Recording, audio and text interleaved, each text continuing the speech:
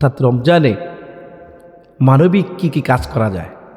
আমরা তো রোজা রাখে বিভিন্ন দোয়া, ইস্তেগফার, তাসবিহ, তাহলিল এবং বিভিন্ন নামাজ, তারপরে যাকাত, ফিতরা, বিভিন্নভাবে ইবাদত করব।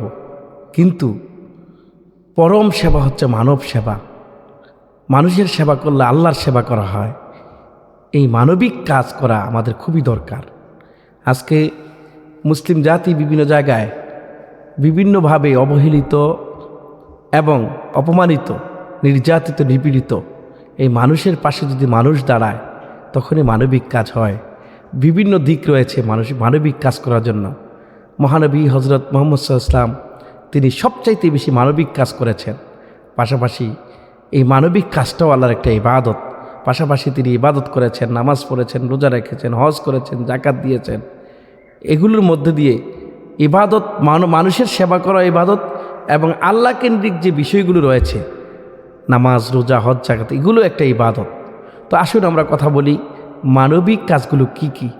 আমরা সর্বপ্রথমে 10টি মানবিক কাজের কথা বলবো। এরপর আমরা একে একে এগুলো সম্পর্কে কিছু কথা বলার চেষ্টা করব। 1 নম্বরের কাজ হলো মানবিক 10টা কাজের মধ্যে 1 নম্বর হলো দরিদ্রদেরকে ইফতার করানো। রমজানে আমরা মানবিক কাজ হিসাবে দরিদ্রদেরকে ইফতার করাতে পারি। এই ইফতার করাতে গিয়ে আমরা যে কাজগুলো করব, দেখুন, যেমন অসহায়, শ্রমজীবী ও পথচারীদেরকে ইফতার করাবো। রাসূল করিম সাল্লাল্লাহু আলাইহি ওয়াসাল্লাম বলেছেন যে ব্যক্তি ইফতার করাবে কোনো মানুষকে, তাহলে রোজার সমপরিমাণ সওয়াব তার আমলনামায় দেওয়া হবে। কিন্তু যে ইফতার করবে তার আমল থেকে কমানো হবে না। আল্লাহ সুবহানাহু ওয়া তাআলা যে ব্যক্তি, রাসূলের সাহাবী জিজ্ঞেস করলেন, ইয়া রাসূলুল্লাহ, কী দিয়ে আমরা তো গরিব, আমরা ইফতার করবো। রাসূল বললেন যে একটা খেজুর, একটু পানি অথবা 1 পেয়ালা দুধ, এগুলো দিয়েও যদি ইফতার করে তাহলে সমপরিমাণ সওয়াব আল্লাহ তাআলা দান করে দিবে। তাহলে আমরা অসহায়, শ্রমজীবী, পথচারীদেরকে ইফতার বিতরণ করব। অথবা বিভিন্ন জায়গায় আমরা ইফতারি দিতে পারি, যেমন মসজিদে ও রাস্তার পাশে ইফতার স্টল বসায় দিতে পারি। তাহলে একটি খেজুর ও পানির দিয়ে ইফতার আমরা করালেও ইফতারের পরিপূর্ণ ফজিলত আমরা পেয়ে যাব। সম্মানিত দর্শক শ্রোতা, 2 নম্বরে সাহারির সহায়তা করে আমরা মানবিক সেবা করতে পারি। যেমন ধরুন, গরিব পরিবারে সাহারি খাবার পৌঁছে দেব। তারপরে এককালীন নয়, আমরা একদিন পৌঁছে দেব, বিষয়টা এমন না। আমরা সব সময় পুরা মাস জুড়ে আমরা কাজ করতে থাকব, আমরা ইফতার পৌঁছে দিতে থাকব, মানবিক সেবা করতে পারবো। তারপরে আমরা 3 নম্বরে যেটা করতে পারবো, যাকাত ও সাদাকার মাধ্যমে আমরা কি করতে পারবো, আমরা যাকাত ও সাদাকার মাধ্যমে মানবিক সেবা করতে পারবো। যেমন যাকাত, আমরা যদি ধনীদের থেকে যে গরিবের হক রয়েছে ধনীদের কাছে, এই প্রাপ্য যাকাত যদি আমরা গরিবকে দিতে পারি, আল্লাহ সুবহানাহু ওয়া তাআলা বলেছেন যে ধনীদের মাঝে গরিবের হক রয়েছে। সুতরাং এই হক যদি আমরা পরিপূর্ণভাবে রমজান মাসে বুঝা দিতে পারি, আমাদের মানবিক সেবা হবে। হ্যাঁ, আমরা সঠিকভাবে আমরা মানবিক সেবা করতে পারবো। সম্মানিত দর্শক, এই প্রকৃত আমরা যখন যাকাত ও সাদাকা দেব, আমাদের একটা জিনিস খেয়াল রাখা লাগবে যে প্রকৃত হকদার যাচাই করে দেয়া লাগবে। যিনি যাকাত এবং সাদাকা খাওয়ার যোগ্য না তাকে দিলে তো হবে না। প্রকৃত হকদার যে, তাকে যাচাই করে আমরা কি করব, সাদাকা বা যাকাত দান করব। তারপরে এগুলো আমরা কীরকম দেবো, যে নগদ অর্থ, খাদ্য, কাপড় দিয়ে আমরা সহায়তা করতে পারি। কিন্তু বর্তমানে বাংলাদেশের যে সিস্টেমে যাকাত দেওয়া হয়, যে একটা কাপড়, একটা নগদ, কিছু টাকা, এগুলো আসলে যাকাত হয় না। যাকাত দিতে হলে শরীর সিস্টেম অনুযায়ী আপনি 100 টাকা, 2.5 টাকা করে হিসাব করে আপনার যত টাকা, যত সম্পদ রয়েছে, এই সম্পদ অনুযায়ী যদি আপনি একজন ব্যক্তিকে একটা রিক্সা কিনে দেন, তাকে স্বাবলম্বী করে দেন, এই বছর, আগামী বছর আরেকজনকে যদি আপনি একটা গরু কিনে দেন, একটা ছাগল কিনে দেন, তাহলে সে এটা দিয়ে কাজ করে খেতে পারবে, সে একসময় স্বাবলম্বী হয়ে যাবে। এরপরে আমরা এই যাকাত ও সদকার গোপনে গোপনে আমরা দিতে পারি। অনেকে নিতে চায় না, মান সম্মানের ভয়ে আমরা তাকে গোপনে দান করব। আর গোপনে দান করলে আল্লাহ ওই দানটা বেশি কবুল করেন। সম্মানিত দর্শক, 4 নম্বরে আমরা যেটা বলবো, ফিতরা আদায় ও বিতরণ। আমরা ফিতরা আদায় এবং বিতরণ করব। সেটা কখন? সেটা হচ্ছে ঈদের আগে দরিদ্রদের হাতে পৌঁছে দিব।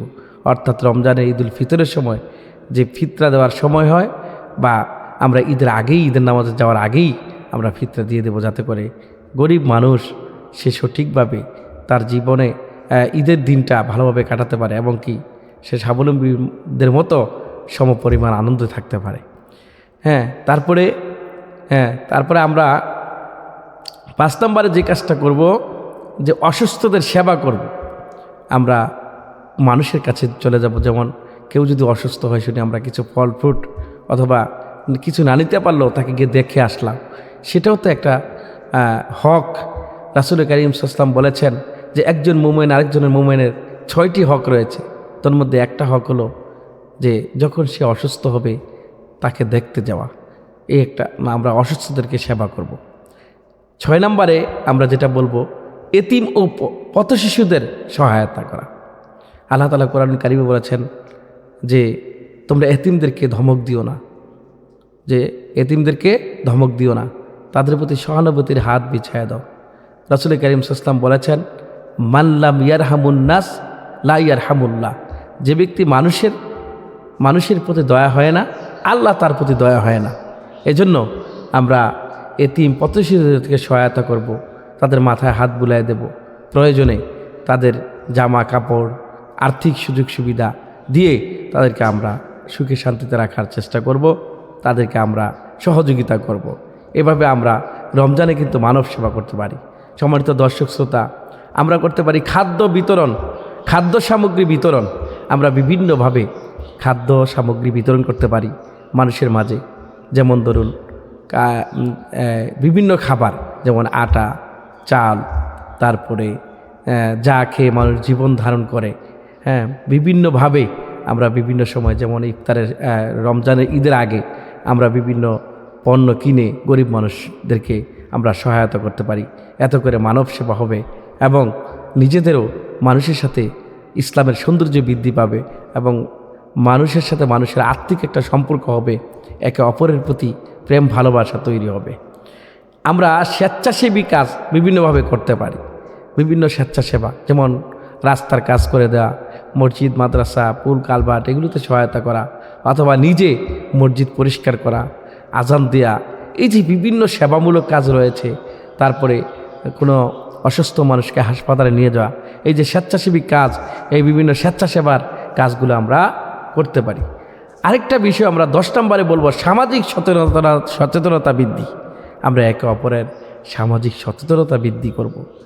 আমরা যখন কোনো মানুষ যখন নামাজ না পড়ে, আমরা তাকে বলবো যে আসেন নামাজে আসেন, সচেতন করব তাকে নামাজের জন্য। কেউ রোজা রাখে না, তার সাথে খারাপ ব্যবহার নয়, ভালো ব্যবহার দিয়ে ভাই আপনি রোজাটা রাখেন। বিভিন্নভাবে যিনি ধূমপান করে তাকে ধূমপান থেকে সচেতন করে ফিরিয়ে নিয়ে আসা। তাদের রাগ এডিক্টেড যারা, বিভিন্ন মদ জুয়া বিভিন্ন জিনিসের সাথে তারা আসক্ত হয়ে আছে, আমরা তাদেরকে বুঝিয়ে সুন্দর করে তাদেরকে মিলেমিশে তাদেরকে আমরা সহজ সরল সঠিক রাস্তা নিয়ে আসার চেষ্টা করব। এইভাবে আমরা এই রমজানে মানবিক কাজের জন্য নিয়ত করব এবং পরিকল্পনা করব কিভাবে মানুষের সেবা করা যায়। মানুষের সেবাই পরম সেবা। আমরা চেষ্টা করব মানুষের সেবা করার জন্য এবং মানবিকভাবে মানুষকে হেল্প করার জন্য, দৈহিক আর্থিকভাবে যেভাবে পারি আমরা মানুষের সেবা করব, মানুষকে হেল্প করব। এর মাঝে রোজার ফজিলত আরও আমাদের বেড়ে যাবে এবং আমরা আরও বেশি নেক আল্লাহর দরবারে পাবো।